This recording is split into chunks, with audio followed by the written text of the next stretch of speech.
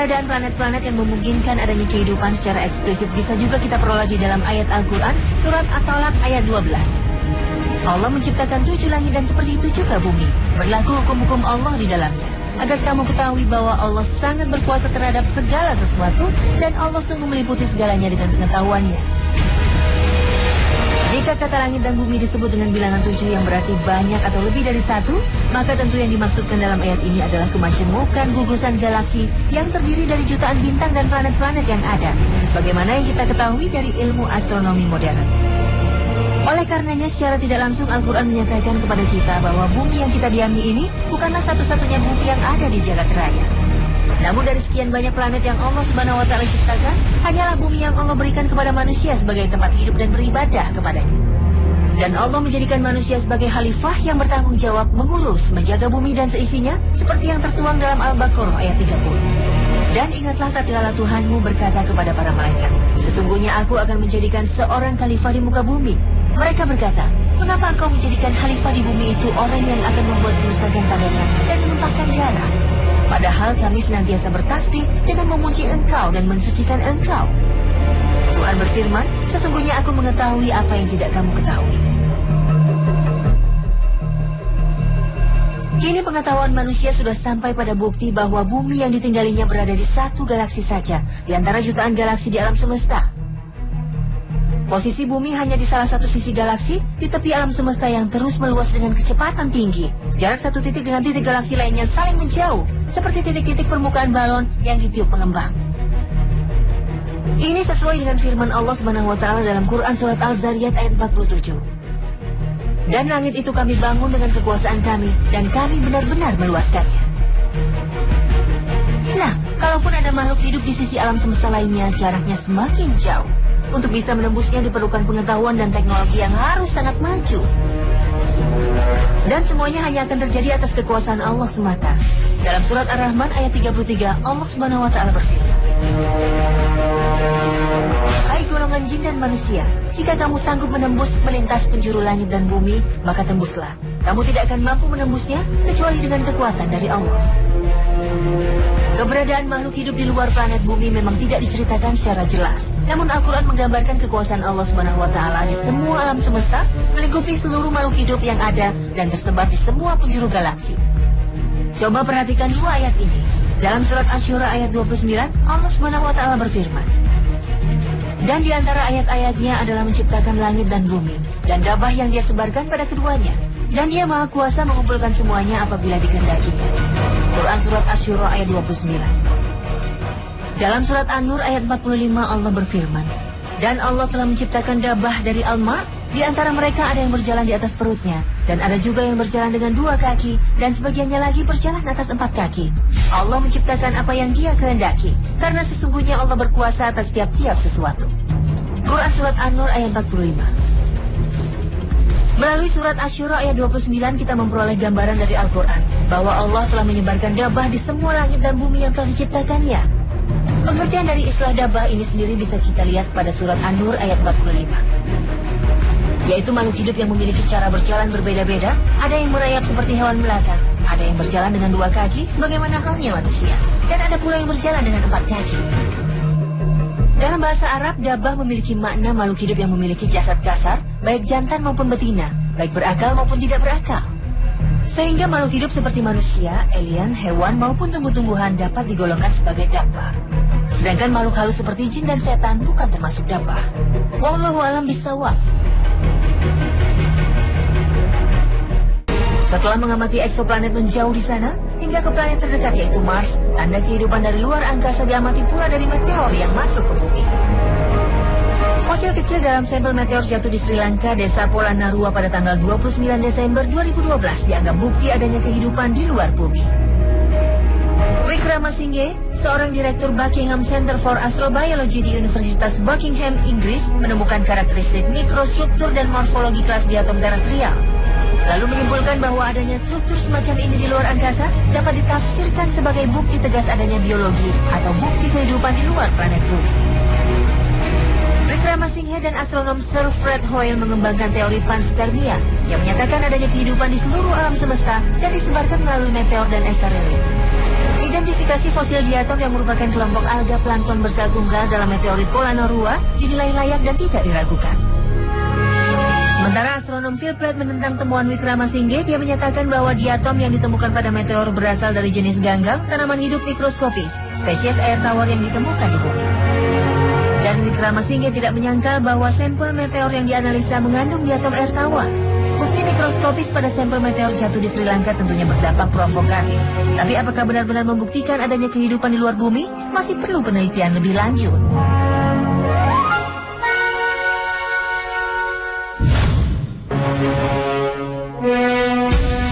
Sementara para ilmuwan sibuk mencari bukti dan fakta adanya kehidupan lain dari luar angkasa, di planet bumi sendiri berseliweran fenomena ganjil yang sering dikaitkan dengan alien si makhluk asing. Objek terbang yang tak dikenali atau unidentified flying object disingkat UFO seringkali muncul di berbagai wilayah di dunia. Istilah UFO mulai populer di dunia saat Kapten Edward J. Rappel mengenalkannya di tahun 1952 dalam catatan proyek birunya yang berjudul The Report on Unidentified Flying Object. Meskipun ada laporan, foto, dan video yang menunjukkan keberadaan UFO dan alien, hingga kini tidak ada bukti ilmiah apapun yang bisa menjelaskan fenomena itu. Karena itu, kajian tentang ufologi dikelompokkan sebagai ilmu semu yang belum bisa dibuktikan dengan metode ilmiah dan tidak terukur. Satu peristiwa yang terkenal berkaitan UFO namun syarat teori konspirasi adalah laporan jatuhnya UFO di Roswell, New Mexico pada tanggal 4 Juli 1947. Insiden Roswell ini ditemukan sebuah serpihan yang dianggap sebagai serpihan kapal ruang angkasa setelah badai menerjang. Konon di dalamnya terdapat 4 alien.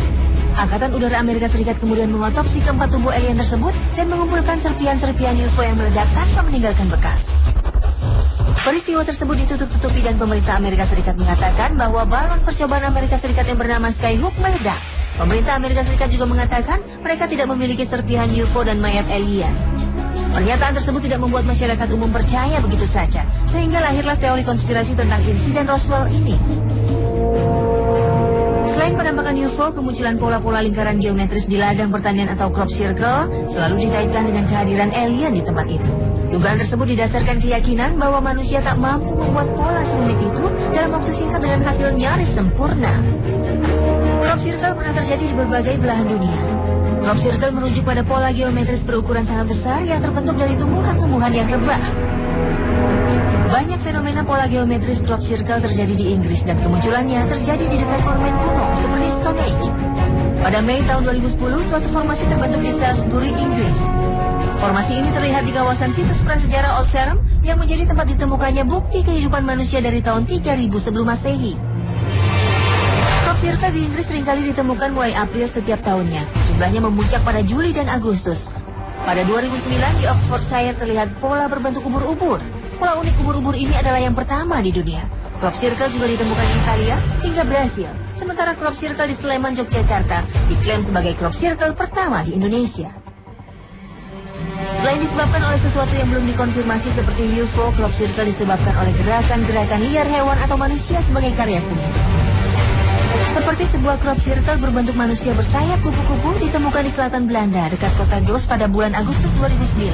Ini adalah crop circle terbesar di dunia yang pernah ditemukan dengan ukuran 530 x 450 meter. Sekelompok orang dari Project Atlas membentuk crop formation ini sebagai simbol keindahan sekaligus kerapuhan manusia. Sementara fenomena crop circle yang terbentuk di dalam air merupakan hal yang baru, seperti yang ditemukan di Laut Amami, Ashima, selatan Jepang.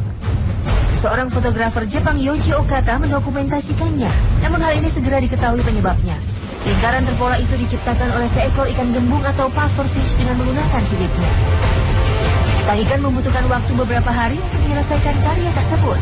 Tujuan pembuatan karya ini rupanya untuk memikat ikan gembung betina. Semakin tinggi dan rumit pola gundukan lingkaran itu, betina semakin tertarik. Setelah itu mereka berkembang biak. Crop circle menjadi tempat bersarangnya telur-telur mereka.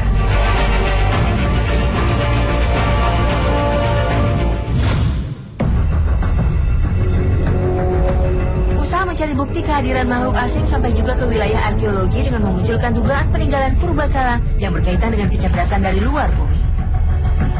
Di tahun 1900 ditemukan sebuah logam yang membatu yang berusia sekitar 2000 tahun di sebuah kapal karam di Pulau Antikythera, Yunani. 50 tahun kemudian benda tersebut dilihat dengan sinar X dan menemukan gambar yang merupakan sebuah alat mekanik. Penemuan ini membuat para arkeologi kebingungan, karena pada saat itu bangsa Yunani tidak akan mungkin membuat benda mekanik serumit itu.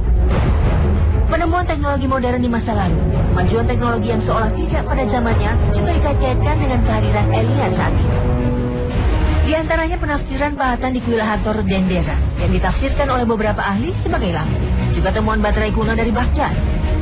Temuan lain yang dikaitkan dengan alien adalah garis Nazca yang terletak di gurun Nazca, Peru. Para ahli yang pro terhadap pengaruh alien telah menyimpulkan bahwa garis-garis Nazca dibuat oleh sesuatu di atas sana, karena tak mungkin melihat simbol-simbol tersebut dari bumi. Spekulasi yang muncul, garis-garis Nazca adalah sebuah landasan semacam pesawat terbang. Dalam naskah India kuno yang berumur 5.000 tahun, terdapat sebuah deskripsi yang menakjubkan tentang mesin terbang. Pada waktu itu mereka mengenal benda bernama Rukma Vimana yang digambarkan terbuat dari logam, berapa ukurannya dan bagaimana cara kerjanya. Bahkan dalam naskah tersebut diceritakan bagaimana peperangan dengan mesin-mesin terbang yang menghancurkan seluruh kota. Ilustrasi yang dianggap penting untuk mendukung teori tentang keberadaan alien purba terdapat di piramid Palenque, Meksiko. Di dalamnya terdapat sebuah karya yang menakjubkan. Bangsa Maya memahat seseorang yang duduk di dalam ruang kontrol semacam kapsul sedang mengoperasikan pesawat antariksa. Orang yang ada di dalam kabin tersebut adalah King Pakal yang dianggap sebagai dewa dan merupakan makhluk raksasa dengan tinggi sekitar 7 kaki. Di kompleks kuil Teotihuacan, para ahli yang mempercayai ada campur tangan alien di zaman purba menemukan penataan kompleks yang mirip dengan posisi tata surya kita. Pola yang sama juga ada di susunan batu Stonehenge bila dilihat dari atas.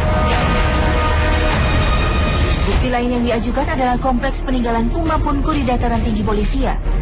Dari segi kualitas pengerjaan batu di Pumapunku sangatlah sempurna, seperti dikerjakan oleh mesin untuk memotong dengan ukuran tertentu. Tiap-tiap batu mempunyai bentuk dan ukuran yang sama persis. Padahal material batu-batu yang digunakan adalah batu diorit dan granit, yang salah satu batu yang paling keras hanya bisa dikalahkan oleh berlian. Para arkeolog memperkirakan alat yang digunakan oleh suku Aymara mungkin memiliki mata berlian atau berbahan berlian. Namun tak seorang pun arkeolog yang mampu memperkirakan atau mencoba merekonstruksi bagaimana Indian Aymara membuat blok-blok batu tersebut.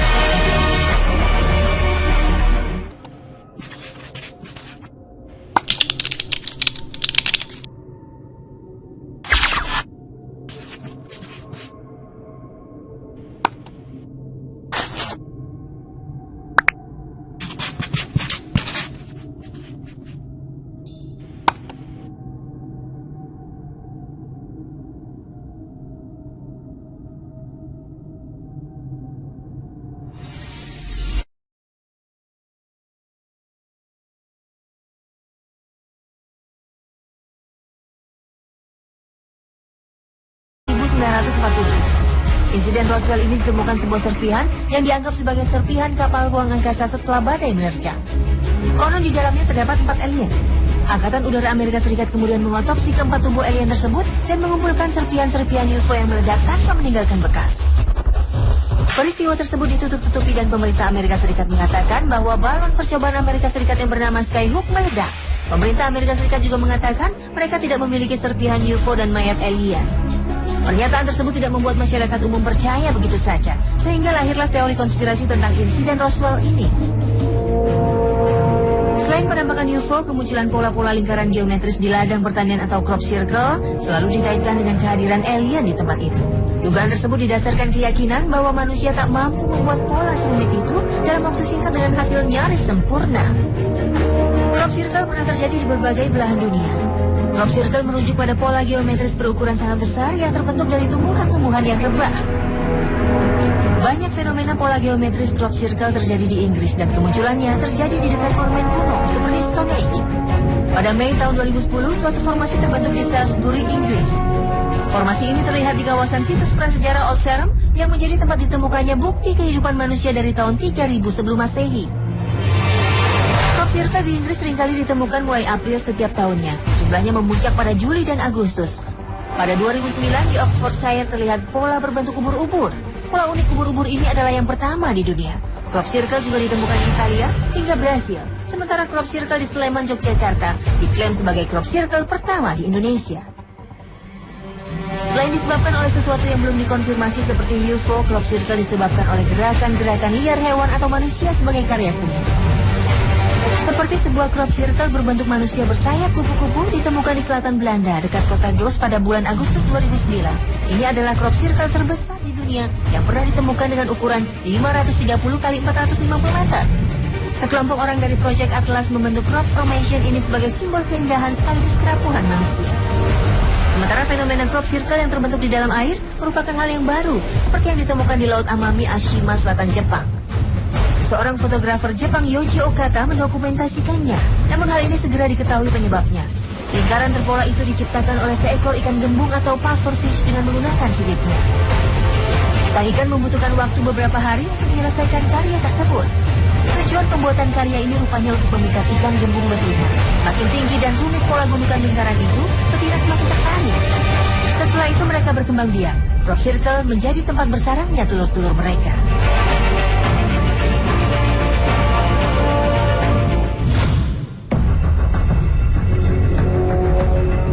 Mencari bukti kehadiran makhluk asing sampai juga ke wilayah arkeologi dengan memunculkan dugaan peninggalan purbakala yang berkaitan dengan kecerdasan dari luar bumi. Di tahun 1900 ditemukan sebuah logam yang membatu yang berusia sekitar 2000 tahun di sebuah kapal karam di Pulau Antikitera, Yunani. 50 tahun kemudian benda tersebut dilihat dengan sinar X dan menemukan gambar yang merupakan sebuah alat mekanik. Penemuan ini membuat para arkeologi kebingungan karena pada saat itu bangsa Yunani tidak akan mungkin membuat benda mekanik serumit itu. Penemuan teknologi modern di masa lalu, kemajuan teknologi yang seolah tidak pada zamannya juga dikait-kaitkan dengan kehadiran alien saat itu. Di antaranya penafsiran pahatan di kuil Hathor Dendera yang ditafsirkan oleh beberapa ahli sebagai lampu. Juga temuan baterai kuno dari Baghdad. Temuan lain yang dikaitkan dengan alien adalah garis naskah yang terletak di gurun naskah Peru. Para ahli yang pro terhadap pengaruh alien telah menyimpulkan bahwa garis-garis naskah dibuat oleh sesuatu di atas sana karena tak mungkin melihat simbol-simbol tersebut dari bumi. Spekulasi yang muncul, garis-garis naskah adalah sebuah landasan semacam pesawat terbang. Dalam naskah India kuno yang berumur 5.000 tahun, terdapat sebuah deskripsi yang menakjubkan tentang mesin terbang. Pada waktu itu mereka mengenal benda bernama Rukma Vimana yang digambarkan terbuat dari logam, berapa ukurannya dan bagaimana cara kerjanya. Bahkan dalam naskah tersebut diceritakan bagaimana peperangan dengan mesin-mesin terbang yang menghancurkan seluruh kota.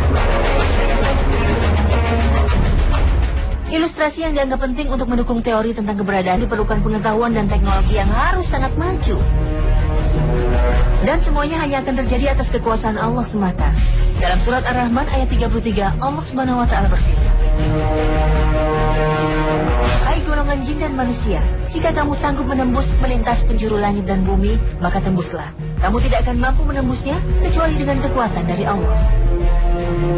Keberadaan makhluk hidup di luar planet bumi memang tidak diceritakan secara jelas. Namun Al-Quran menggambarkan kekuasaan Allah Subhanahu wa Ta'ala di semua alam semesta, melingkupi seluruh makhluk hidup yang ada dan tersebar di semua penjuru galaksi. Coba perhatikan dua ayat ini. Dalam surat Asy-Syura ayat 29, Allah Subhanahu wa Ta'ala berfirman, "Dan di antara ayat-ayatnya adalah menciptakan langit dan bumi, dan dabah yang dia sebarkan pada keduanya. Dan dia maha kuasa mengumpulkan semuanya apabila dikehendakinya." Quran surat Asy-Syura ayat 29. Dalam surat An-Nur ayat 45 Allah berfirman, "Dan Allah telah menciptakan dabah dari al-mar, di antara mereka ada yang berjalan di atas perutnya, dan ada juga yang berjalan dengan 2 kaki, dan sebagiannya lagi berjalan atas 4 kaki. Allah menciptakan apa yang dia kehendaki, karena sesungguhnya Allah berkuasa atas tiap-tiap sesuatu." Quran surat An-Nur ayat 45. Melalui surat Asy-Syura ayat 29 kita memperoleh gambaran dari Al-Quran bahwa Allah telah menyebarkan dabah di semua langit dan bumi yang telah diciptakannya. Pengertian dari istilah dabah ini sendiri bisa kita lihat pada surat An-Nur ayat 45. Yaitu makhluk hidup yang memiliki cara berjalan berbeda-beda, ada yang merayap seperti hewan melata, ada yang berjalan dengan 2 kaki sebagaimana halnya manusia, dan ada pula yang berjalan dengan 4 kaki. Dalam bahasa Arab, dabah memiliki makna makhluk hidup yang memiliki jasad kasar, baik jantan maupun betina, baik berakal maupun tidak berakal. Sehingga makhluk hidup seperti manusia, alien, hewan maupun tumbuh-tumbuhan dapat digolongkan sebagai dabah. Sedangkan makhluk halus seperti jin dan setan bukan termasuk dabah. Wallahu a'lam bishawab. Setelah mengamati eksoplanet menjauh di sana, hingga ke planet terdekat yaitu Mars, tanda kehidupan dari luar angkasa diamati pula dari meteor yang masuk ke bumi.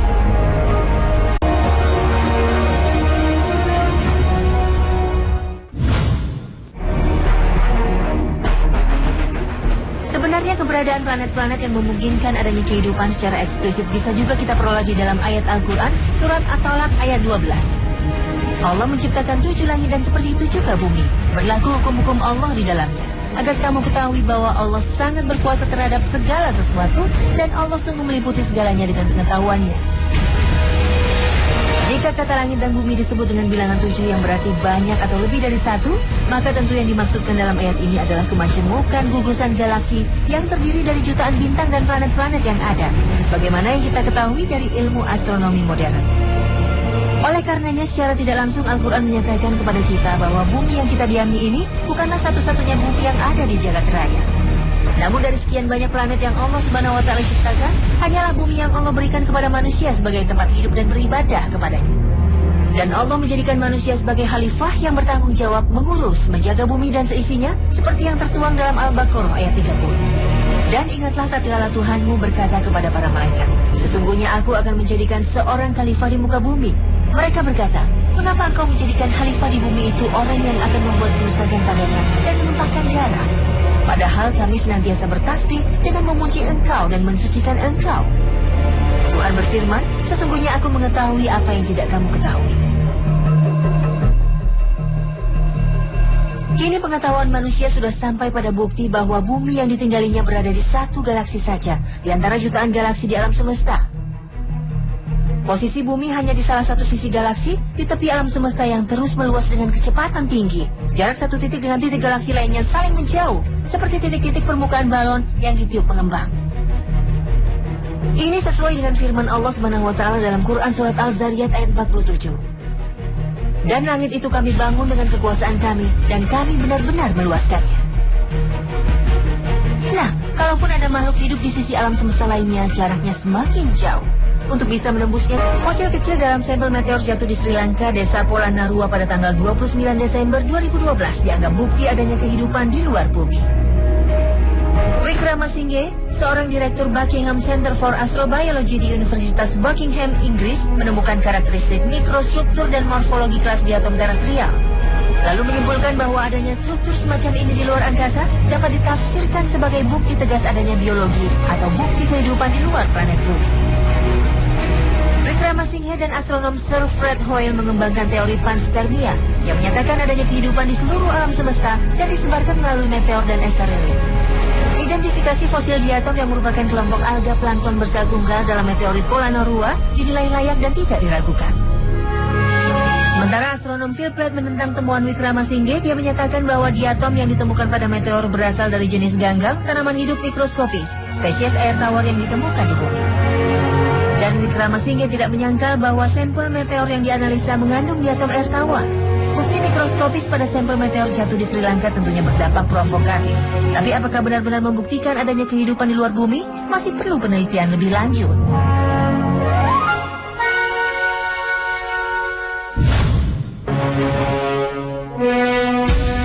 Sementara para ilmuwan sibuk mencari bukti dan fakta adanya kehidupan lain dari luar angkasa, di planet bumi sendiri berseliweran fenomena ganjil yang sering dikaitkan dengan alien si makhluk asing. Objek terbang yang tak dikenali atau Unidentified Flying Object disingkat UFO seringkali muncul di berbagai wilayah di dunia. Istilah UFO mulai populer di dunia saat Kapten Edward J. Rappel mengenalkannya di tahun 1952 dalam catatan proyek birunya yang berjudul The Report on Unidentified Flying Object. Meskipun ada laporan, foto, dan video yang menunjukkan keberadaan UFO dan alien, hingga kini tidak ada bukti ilmiah apapun yang bisa menjelaskan fenomena itu. Karena itu kajian tentang ufologi dikelompokkan sebagai ilmu semu yang belum bisa dibuktikan dengan metode ilmiah dan tidak terukur. Satu peristiwa yang terkenal berkaitan UFO namun syarat teori konspirasi adalah laporan jatuhnya UFO di Roswell, New Mexico pada tanggal 4 Juli